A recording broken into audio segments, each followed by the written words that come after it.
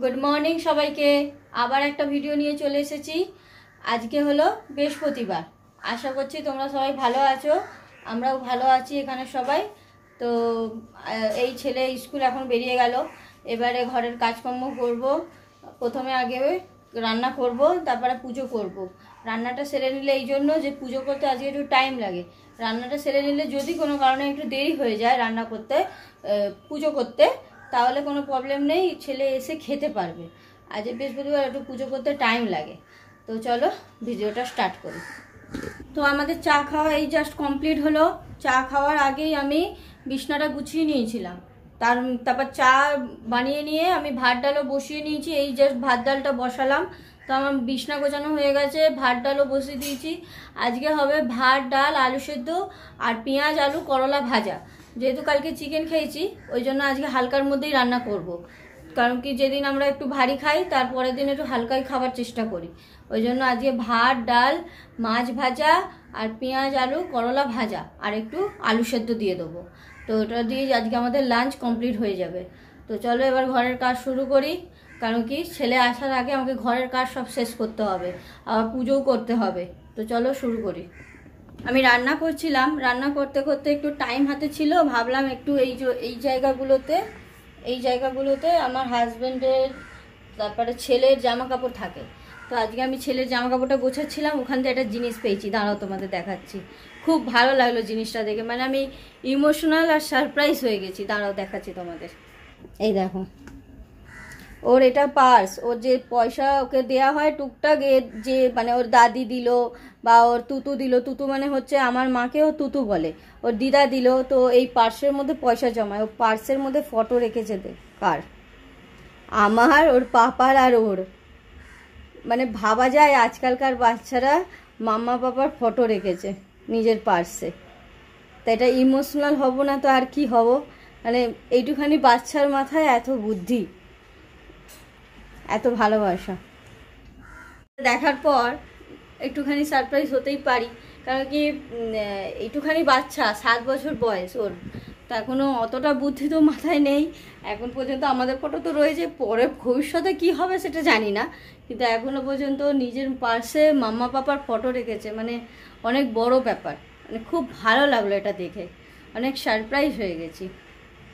তো চলো কাজগুলো শেষ করি, ও আসুক তারপরে ওকে জিজ্ঞাসা করব আমি, স্কুল দিয়ে আসুক। আমার ঘরের সমস্ত কাজ হয়ে গেছে, এবারে যাব চান করব আর পুজো করব। তোমাদের একটা জিনিস দেখাই, দাঁড়াও।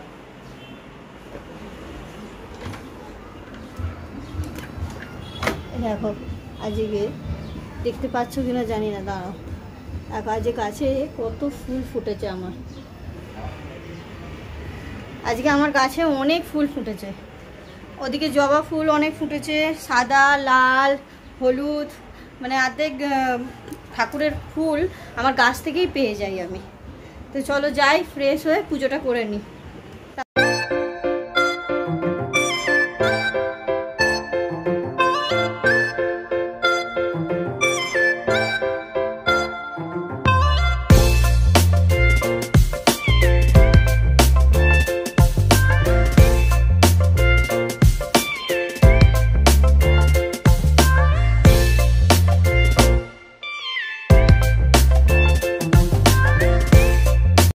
এই সবে আমার পুজো কমপ্লিট হলো। এই যে দাঁড়া ব্যাক ক্যামেরা অন করে দেখাচ্ছিলাম, পুজো এই সবে কমপ্লিট হলো। আজ বৃহস্পতিবারে পুজো, আজকে একটু ধুনো দিই, বই পড়ি। এই যে এটা আমার শাশুড়ির দেয়া ঠাকুর, মানে আমার শাশুড়ি এই ঠাকুরটাকে আগে পুজো করতো, তাই জন্য আমি আর চেঞ্জ করিনি, অনেক পুরনোই। লক্ষ্মী গণেশ, এদিকে এই কালী ঠাকুরটা, এই যে এদিকে ভোলে বাবা আছে, আর আমার গোপালকে দেখো, লাড্ডু গোপালকে, এই যে দেখেছো কত সোনটা হয়ে বসে আছে, হাপ্পা খাচ্ছে। পুজো দিতে দিতে ছেলেও এসে গেছে, ও ঢুকেছে এখন বাথরুমে।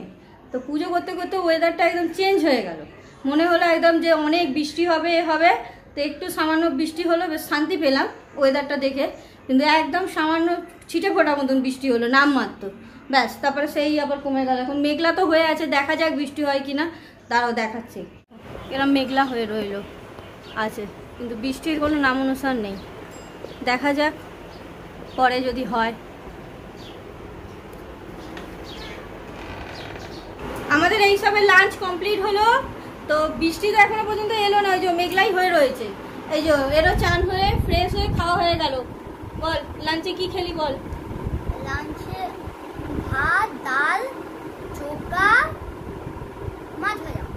ওই যে খাওয়া হয়ে গেল। আর এখন খাচ্ছে আঁশফল। আঁশফল খাচ্ছে আর টিভি দেখছে। এই যে টিভিতে তো কার্টুন তো দেখে না, শুধু ইউটিউবই দেখতে থাকে। যতই বলি কার্টুন দেখ কার্টুন দেখ, কার্টুন দেখবে না। ও অনেক বড় হয়ে গেছে তো, কার্টুন দেখতে ভালো লাগে না, ওর কার্টুন দেখতে ভালো লাগে না। ওই জন্য লাঞ্চ করে আমি আর আমার ছেলে একটু ঘুমিয়ে দিলাম। ওটা তো আমাদের রোজকারের রুটিন, দুপুরে একটু ঘুমোতেই হবে যেহেতু সকালে ওটা হয় স্কুলের জন্য। তো উঠে আমার এই যে সন্ধ্যে দেওয়া কমপ্লিট, সন্ধ্যে দেওয়া হয়ে গেছে। আজ আমি বানাবো হচ্ছে ভাত ভাজা। ভাত ভাজা বলছে এই ভাতটা অনেক দিনের, না মানে কালকের বেঁচে গেছিলো, আর এইটা আজকের। এইটু একটু ভাত আছে, এগুলোকে কি করব? তো আমার এই যে হরিণ কাটা চিকেন আছে, এটা এনে আমাদের ঘরে ফ্রিজে রাখা থাকে। এটাকে আমি টুকরো টুকরো করে কেটে ওটাকে ভাতের মধ্যে দিয়ে আর ডিম দিয়ে পেঁয়াজ দিয়ে বানাবো। তো তোমাদের সঙ্গেও শেয়ার করছি। দাঁড়াও, এই যে আমার এখানে পেঁয়াজ কাটা রেখেছি। এই যে পেঁয়াজ কাটা হয়ে গেছে। চিকেনগুলো একটু বড় বড় থাকে, আবার ছোট ছোটও আছে কটা। তো আমি ওগুলোকে টুকরো টুকরো করে কেটে নিয়েছি ছোট ছোট করে। দুটো লঙ্কা চিড়ে রেখেছি, আর এই যে ডিম, আর এই যে ভাত। চলো শুরু করি। কড়া গরমে বসিয়ে দিয়েছি, কড়াটা গরম হয়ে গেছে। এবারে এর মধ্যে দেবো আমি সর্ষের তেল। সর্ষের তেল দিয়ে ডিম ভাজবো, আর সাদা তেল দিয়ে চিকেনগুলো ভাজবো। দুটো আলাদা আলাদা তেলেই ভাজতে হবে, আর অল্প অল্প করে যাতে তেলটা বেঁচে না যায়, একদম সামান্য যতটা দরকার ভাজার জন্য ততটাই দিতে হবে। দিয়ে দিলাম সর্ষের তেল। সর্ষের তেলটা গরম হোক, তারপর ডিম দুটো দেবো। এই যে দুটো ডিম আমি ফাটিয়ে নিয়েছি নুন দিয়ে। এবারে এটা আমি এই গরম তেলের মধ্যে দিয়ে দেবো।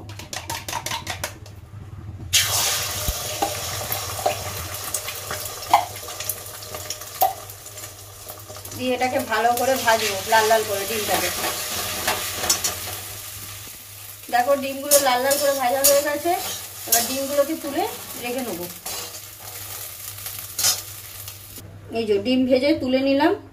এবারে এই কড়ার মধ্যেই দেবো সাদা তেল। সাদা তেল দিলাম। এবার সাদা তেলটাকে ভালো করে গরম করব। সামান্য দেবো, যতটা চিকেন আছে ততটাই সেরকম পরিমাণে দিতে হবে, কারণ কি ভাত ভাজাটা হবে সর্ষের তেলে। তাই জন্য সাদা তেলটা শুধু চিকেনটা ভাজার জন্য। তেল গরম হয়ে গেছে, এবার চিকেনগুলো দিয়ে দিলাম। গ্যাস আস্তে থাকবে। রেডিমেড চিকেনটা ভাজতে বেশিক্ষণ টাইম লাগবে না।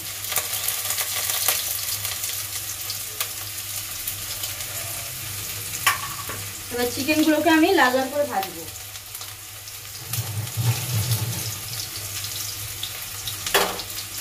চিকেনগুলোকে এবার লাল লাল করে ভাজতে হবে।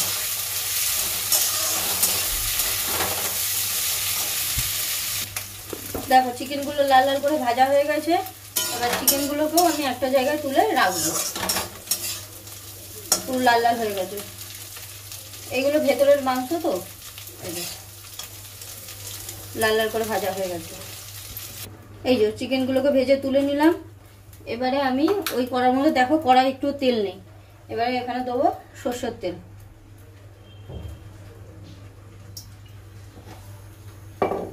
তারপরে এর মধ্যেই দিয়ে দেবো আমি দুটো চিরা কাঁচা লঙ্কা,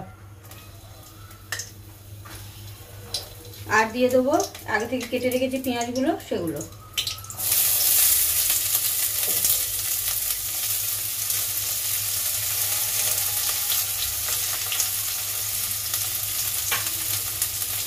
আর পেঁয়াজটাকে আমি লাল করে ভাজবো।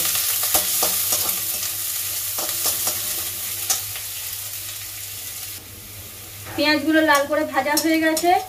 এবারে এর মধ্যে আমি ভাতটা দিয়ে দেবো। এই যে ভাতটা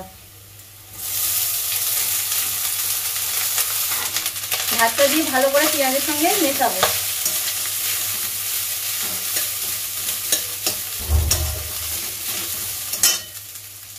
দেখো ভাতটাকে ভালো করে মিশিয়ে নিয়েছি। এবারে যেগুলো যেগুলো ভেজে রেখেছিলাম দিয়ে দেবো। প্রথমে দিয়ে দিলাম ডিমগুলো, তারপরে দিয়ে দেবো এই যে চিকেনগুলো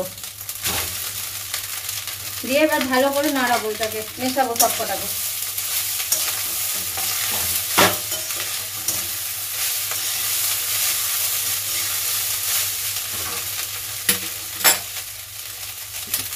দেখো ভালো করে মিশিয়ে নিয়েছি। এবারে দেবো আমি নুন, অল্প দেবো, যেহেতু চিকেন ডিম সবেতে নুন আছে তাই অল্পই দিলাম। আর যেটা দেবো হচ্ছে সোয়া সস, সামান্য।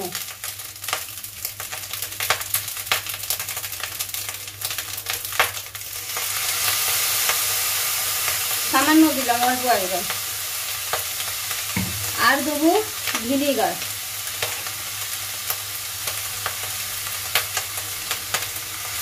ভিনেগার দিয়ে দিলাম। দিয়ে এবার ভালো করে এগুলোকে মেশাবো।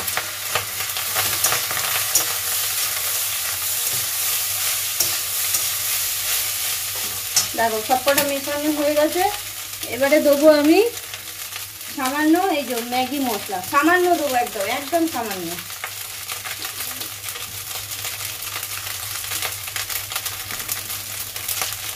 সামান্য একদম দিলাম। দিয়ে এবারে ভালো করে এটাকে মেশালে ভাত ভাজা রেডি। ভাত ভাজাও বলতে পারো, ফ্রাইড রাইসও বলতে পারো, যে যা। একটু বাটার, এটা দিলে টেস্টটা বাড়বে। আমি দিয়ে দিলাম উপর দিয়ে একটু বাটার। কতখানি দিলাম না, সামান্য, কারণ তেল ফেল দিয়ে সব কিছু করা আছে আগে থেকে, তাই বেশি রিচ হয়ে যাবে, ওই জন্য সামান্য দিয়ে নাড়িয়ে নিলাম।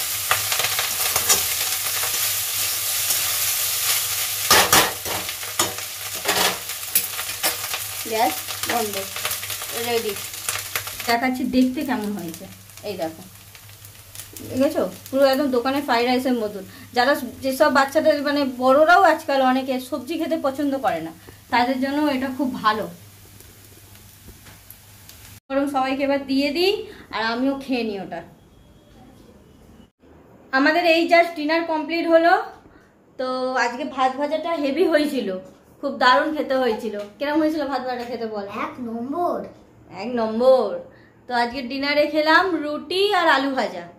তো আজকের ব্লগটা যদি তোমাদের ভালো লাগে তাহলে লাইক, শেয়ার অ্যান্ড সাবস্ক্রাইব করে আমার পাশে থেকো, আর একটা করে কমেন্টস করে দিও। Good night, tata. টাটা, আবার নেক্সট ভিডিওতে দেখা হবে।